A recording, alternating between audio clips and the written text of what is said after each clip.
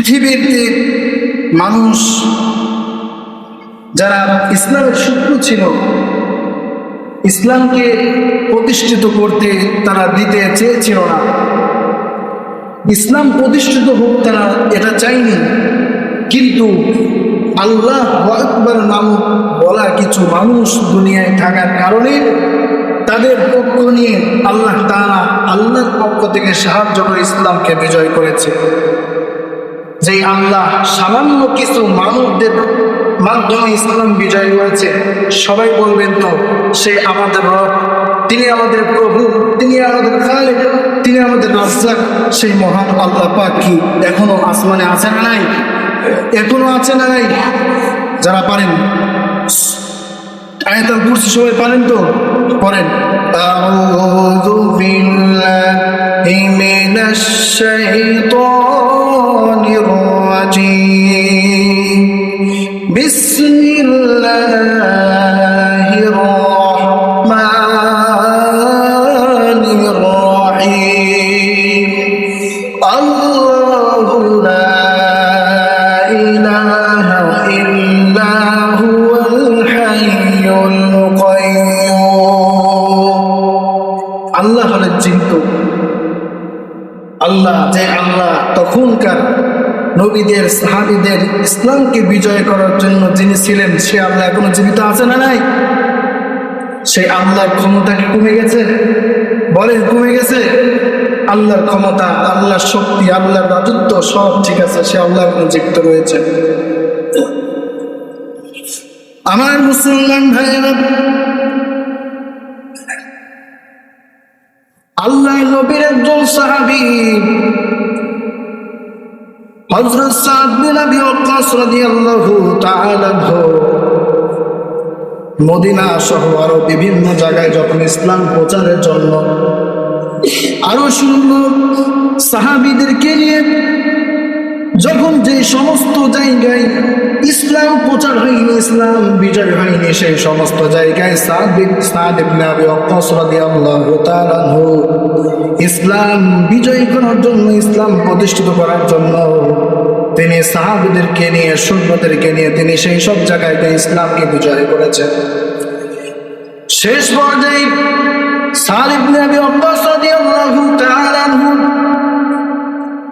যেই জায়গায় ইসলাম প্রচার হয়নি, সেই জায়গাতে গিয়ে ইসলাম যখন বিজয় করে ফেললো, সেই সীমানা যখন ইসলামের আয়ত্তের মধ্যে যখন নিয়ে আসলো, তারপরে সামনে অগ্রসর হয়ে দেখে বিশাল বড় নদী, বিশাল বড় সাগর। সাদ বিন আবি ওয়াক্কাস রাদিয়াল্লাহু তাআলা আনহু সাহাবীদেরকে বলতেছেন, ও আল্লাহর নবীর সাহাবীরা, তোমরা শুনে রাখো, তোমরা কি চাও না যে এই যে সমস্ত জায়গায় সাগর ছিল না, নদী ছিল না, সেই জায়গাগুলোতে কি ইসলাম শুধু থেমে থাকবে, নাকি সাগর নদীর ওই পারো লা ইলাহা ইল্লাল্লাহুর কালিমা সেখানে উড়ানোর দরকার আছে না নাই? সাহাবীগণ বললেন, ও আমাদের নেতা সাদ ইবনে আবি ওয়াক্কাস ভাইরে, অবশ্যই কালিমার পতাকা লা ইলাহা ইল্লাল্লাহ, এই পতাকা শুধু নদীর এপারে থাকবে, শুধু তাই নয়, লা ইলাহা ইল্লাল্লাহ পতাকা ত্রামান পৃথিবীর আকাশে আছে, যেখানে জায়গা আছে প্রত্যেকটি জায়গায় লা ইলাহা ইল্লাল্লাহর পতাকা আমরা সেখানে বিজয় করতে চাই। সাদ ইবনে আবি ওয়াক্কাস রাদিয়াল্লাহু তাআলা বললেন, ও আমার বন্ধুগণ, তোমরা করতে থাকবে। নাস্তাঈনু বিল্লাহি ওয়া নাতাওয়াক্কালু আলাইহি হাসবুনাল্লাহু নি'মাল ওয়াকিল নি'মাল মাওলা ওয়া নি'মান নাসীর। ও আমার সাহাবীরা, তোমরা বলো নাস্তাঈনু বিল্লাহি ওয়া নাতাওয়াক্কালু আলাইহি, একমাত্র সাহায্য আমরা আল্লাহর কাছে চাবো, আল্লাহর উপর তাওয়াক্কুল করব, একমাত্র ইসলামকে বিজয় করার জন্য একমাত্র আল্লাহ আমাদের জন্য যথেষ্ট। বলেন ঠিক না বেঠিক?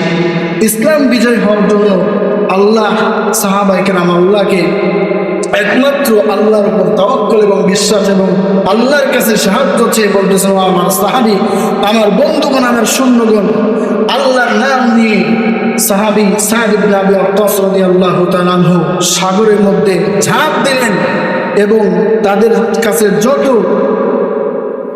যত বস্ত্র ছিল, উট ঘোড়া যা যা ছিল সব নিয়ে যখন সাগরের মধ্যে ঝাঁপ দিয়ে সাঁতরাই যখন ওপার চলে গেলেন, আল্লাহর নবীর সাহাবী সাদ ইবনে আবি ওয়াক্কাস রাদিয়াল্লাহু তাআলা বলতেছেন, ও আমার সাহাবী বন্ধুগণ, তোমাদের কাছে যার কাছে যেটা ছিল সবার কাছে কি সেটা আছে না কারোর থেকে হারিয়ে গিয়েছে?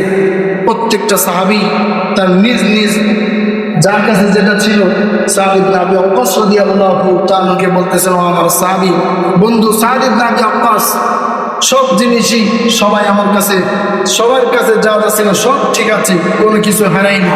তবে একজন সাহাবী বলতেছেন যে আমার একটা পানির পাত্র হারিয়ে গিয়েছে। তখন সাদ ইবনে আবি ওয়াক্কাস বলতেছেন, মুজাহিদের কোন জিনিস এই সাগর দরিয়া নেওয়ার ক্ষমতা আল্লাহ পাক কারো দেননি, কারণ মুজাহিদরা হবে একমাত্র আল্লাহর সৈনিক, আর আল্লাহর সৈনিক যারা তাদের জিনিস কোনো কিছুই গ্রহণ করতে পারবে না।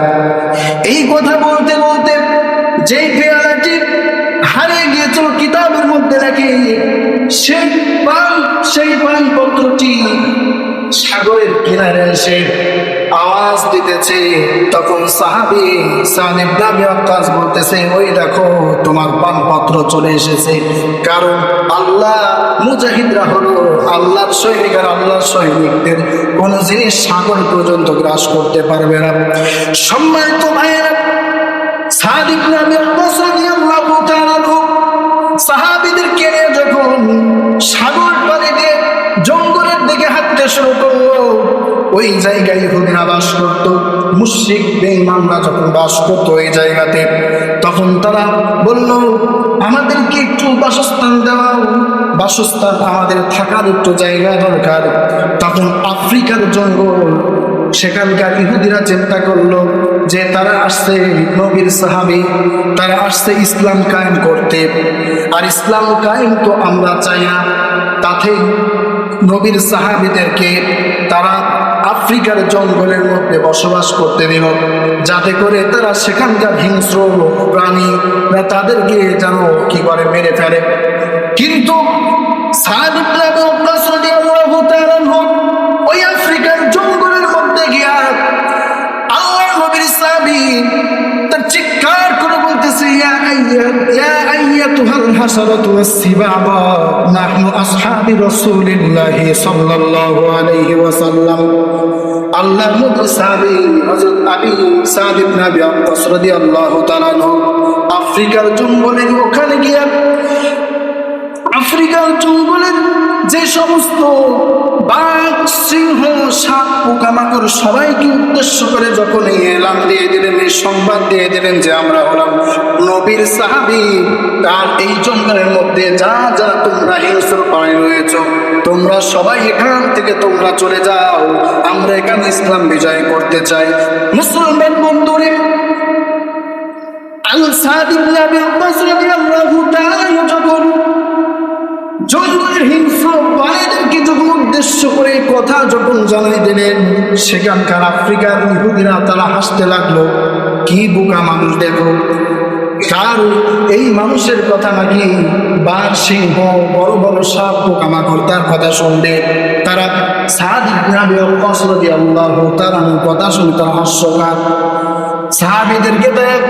সাহাবীদেরকে তারা তিরস্কার করতে যখন শুরু করলো, সামান্য একটু পরে দেখা গেল যে হিংস্র প্রাণীরা যারা বাঘ রয়েছে, বাঘ একটা লাইন ধরেছে, বাঘ বাঘের কাতার রয়েছে, সিংহ সিংহের কাতার রয়েছে, সাপ সাপের কাতার দিয়া তারা আল্লাহর নবীর সাহাবী সাদ ইবনে আবি ওয়াক্কাসের কথা শুনে তারা লাইন ধরে জঙ্গল থেকে বাইরে হয়ে চলে যাচ্ছে।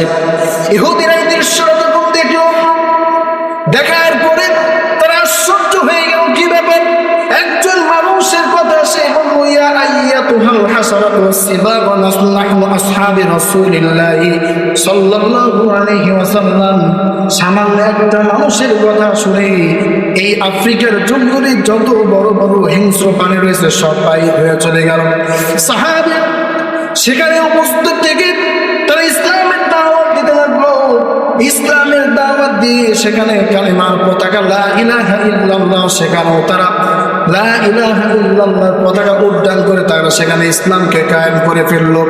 এই জন্য বলতেছিলাম বন্ধুগণ, দেখেন মুসলমান হলো এমন জাতি যারা সাগর পেরিয়ে জঙ্গলের মধ্যে গিয়া তাদের এমন ঈমান ছিল, তারা আল্লাহর প্রতি এমন ঈমান আনয়ন করেছিল এবং রাসূল গিয়া তো তারা মহব্বত করতো, ভালোবাসতো, যে আফ্রিকার জঙ্গলের মতো জায়গা গিয়েও তারা যখন হিংস্র প্রাণী, বাঘ, ভাল্লুক, সাপ, পোকামাকড় সবাইকে উদ্দেশ্য করে বাইর হয়ে চলে যাইতে বলছেন, তারা রাসূলের সাহাবী হওয়ার কারণে জঙ্গলের পোকামাকড়, সাপ, বিশ্ব হিংস্র প্রাণীরাও সাহাবীদের কথা শুনে সেখান থেকে বাইর হয়ে চলে যায়। এই বিষয়ে কবি সম্রাট আল্লামা ইকবাল রহমাতুল্লাহি আলাইহি বলেন, দস্তু দস্তহি দুনিয়া ভি না সুরে হামনে, দস্তু দস্তহি দুনিয়া ভি না সুরে হামনে, বাহর जुल्मत पे दो दिया घूरे हमने। কবি সম্রাট আল্লামা ইকবাল রহমাতুল্লাহি আলাইহি আমাদেরকে মুসলমানদেরকে স্মরণ করে দিয়েছেন যে হে মুসলমান জাতি, তোমরা তো সেই জাতি যে জাতি সাগর, নদী, দরিয়া পার হয়ে জঙ্গলের মধ্যে গিয়াও তোমরা ইসলাম কায়েম করার শক্তি তোমাদের মধ্যে তোমরা রাখো। তোমরা এত মনোবল হয়ে পড়েছো কেন? তোমরা নিজেদেরকে এত ছোট মনে করে কেন? তোমরা তো হলে আল্লাহর সৈনিক, তোমাদের শক্তি, তোমাদের সম্পর্ক মহান আল্লাহ সুবহানাহু ওয়া সাথে। চিল্লায়ে বলেন সুবহানাল্লাহ। এজন্য আমার ভাইয়েরা, মুসলমানদের শক্তি আল্লাহর সাথে, মুসলমানদের শক্তি আল্লাহ নিজে দিয়েছেন, মুসলমানদের সঙ্গী আল্লাহ নিজে। এজন্য আমরা মুসলমানরা মনোবল হয়ে গেছি, আমাদের বল হারিয়ে ফেলেছি, আমাদের তো কিছুই নেই, তাহলে আমরা কিভাবে তাদের সাথে পাবো? দেখেন দাজলা নদী, এত বড় নদী, সাহাবায়ে কেরাম পার হয়ে সেখানেও গিয়ে তারা ইসলামের কালিমা উড্ডয়ন করেছে, কম না। দাজলা নদীর ব্যাপারে আবার আল্লামা ইকবাল রহমাতুল্লাহি আলাইহি তিনি শেরের মাধ্যমে বলতেছেন, হে